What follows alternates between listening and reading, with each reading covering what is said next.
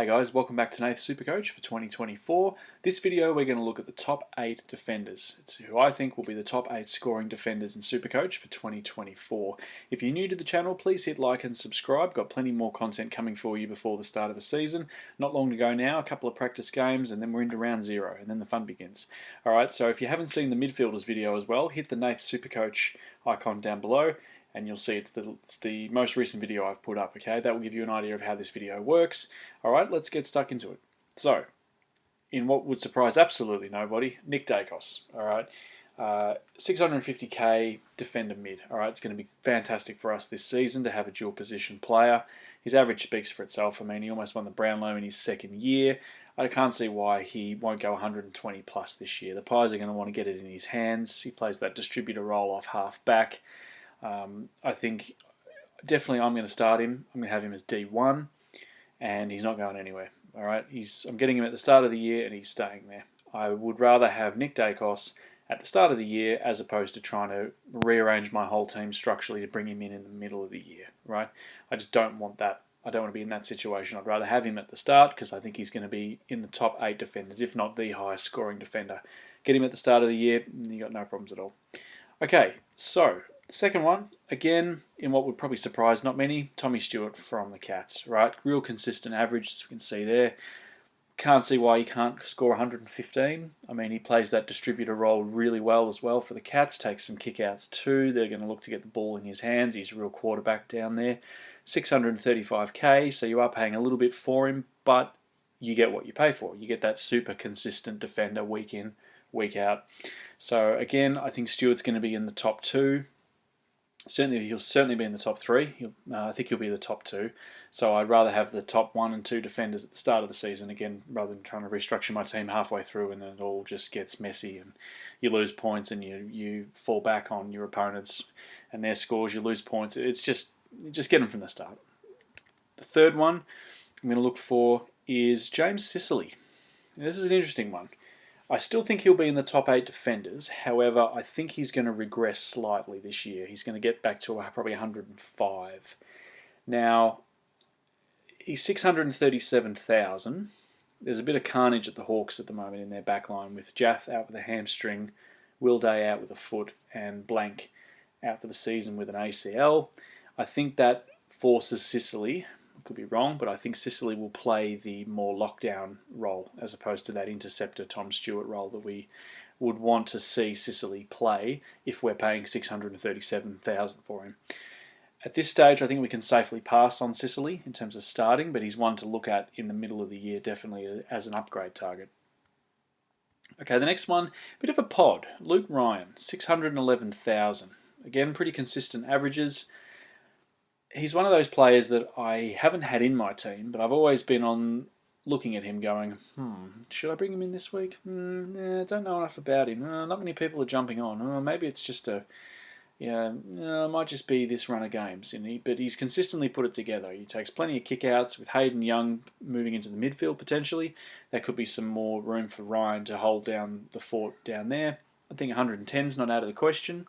So if you're paying 611,000 for a player that you think is going to average 110, maybe slightly overpriced potentially, but with what we have to choose from, he's been, as you can see there, quite a consistent average. I think he's a good pod. So if you're looking for that real point of difference, if you didn't want to start Dacos, Sicily or Stewart, he's one you could also look to start too. Right, so the next one, Jack Sinclair. So this is recorded the day of, or the night rather, of the Essendon St Kilda practice match. I was out there today at RSCA Park, so Sinclair didn't play. He's had a couple of calf issues. I think he's in the next tier down of defenders in terms of scoring. I think it's Dacos, Stewart, 1 and 2, and then kind of the rest fall into this pile underneath. 596,000, so you are paying a little bit for him. Not sure, after looking at the Saints today, where he kind of fits in. I think Nasiah Wanganeen-Malira played really well. Not sure what his midfield time is going to be like as well. I didn't see Steele out there today. He could have very well have been there, but I didn't really spot him doing too much. So if Sinclair gets some midfield time as well, does that detract from his kickouts? Potentially. But I think, consistent performer, proven over the last 2 years at least. I think 110 is not out of the question. So again, Sinclair could be a nice nice point of difference. Next one. This kind of screams trap to me. Houston, 593,000. You can see there the average is kind of thereabouts. I think with their favourable buy, I think a lot of people are going to be jumping on Houston. The only thing I can see with Houston is elevated price tag, but also how the puzzle pieces fit together for the back six at Port. Asava Ratugolea, Brandon Zerk-Thatcher, Alia, Houston, how does it all fit? Where do the pieces fit, right? If Houston is getting a little bit more midfield time, there was a rumour going around he was going to get a bit more midfield time as well. That could detract from Butters and Rosie, Wines, potentially Boak, Jason Horn-Francis, Pal Pepper maybe. He might be floating in there as well. So a lot of hands on the pie, so to speak. I think Houston, again, I'm not going to start him. I'm going to be looking during the season, certainly, to see what he's doing, see what his output is. But I think it's a case of we can probably pass on him to start with until we see how the back six at Port is looking and how it's going to work. So the next one, Harry Sheasel. Now this kid's going to be an absolute superstar. 556,000, pretty good price for a guy in his first year, averaged 99. I mean, straight out of the box, that's a Nick Dacos performance, really. And he does play that similar role, that half-back distributor role again. I think 105 to 110 is not out of the question. If he can go 99 in his first season, the only way is up. He's got all the talent to do it. I think the only issue potentially could be, again, North have this absolute farm of cattle that they're developing down at Arden Street. So potentially McKercher could take his role this year. So that may drag some points off him, maybe. Or they may try and get Sheasel in that spot just to get the ball in his hands, similar to Nick Dacos at the Pies. You've got Simkin running through. You've got Luke Davies-Uniacke. You've got Zane Dersma and George Wardlaw. So there's a few, again, puzzle pieces to fit down there while they're playing North Ball, or Roo Ball, or whatever it is they're calling it. Obviously, they've been watching Tottenham games.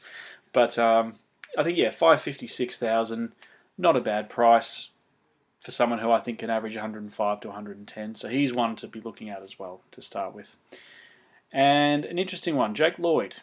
Interesting because his last couple of seasons have been not as strong as the seasons before that. He was, for about 3 years there, he was very, very much D1, 2 and 3 in my sides in respective years with Laird and Doherty. They were the three that I rotated. 535, probably a little bit underpriced actually for what he has been known to deliver previously. He nicknamed the Seagull, obviously because he just collects possessions in the back line like chips. He's always at the fall of the ball type thing. I think 100 to 105 is not off the cards for Lloyd. He's done it before. Again, how does Sydney's back six look? Not too sure. Probably need to pay a little bit more attention during round zero if they even are playing round zero. I forget who's playing round zero. It's going to be an interesting season, I think, in that regard. But 535 for a player that I think is going to average between 100 and 105, that's pretty good investment. And what does put confidence in me is that he's done it before. And so I think he's very much a fall in premium price and someone to look at as a definite point of difference. All right, so Dacos, Stewart, Sicily, Luke Ryan, Sinclair, Houston, Sheasel, and Lloyd. They're the 8 defenders I think will be the highest scoring in SuperCoach this year. So, 2 that I think are a bit unlucky to miss or could be around the mark. Could be interchangeable with a few of them. First one's Jordan Ridley. So 530,000. I think he can average 100 to 105. The only downside for Ridley, or the question mark rather, as I said, I was at the game today at RSCA Park. The Bombers' backline was a mix of Mackay, Reid, Redmond, McGrath, and Nick Martin. So there's a lot of ball going around there. Where does Ridley fit into it? After today's game, I would say Mackay and Reid would be the 2 talls, probably fullback and centre-half back if you're playing in the old money. And Ridley's would probably be freed up to play that interceptor role, which I think is going to be very good for us in SuperCoach terms, because that's what he's played a few years ago.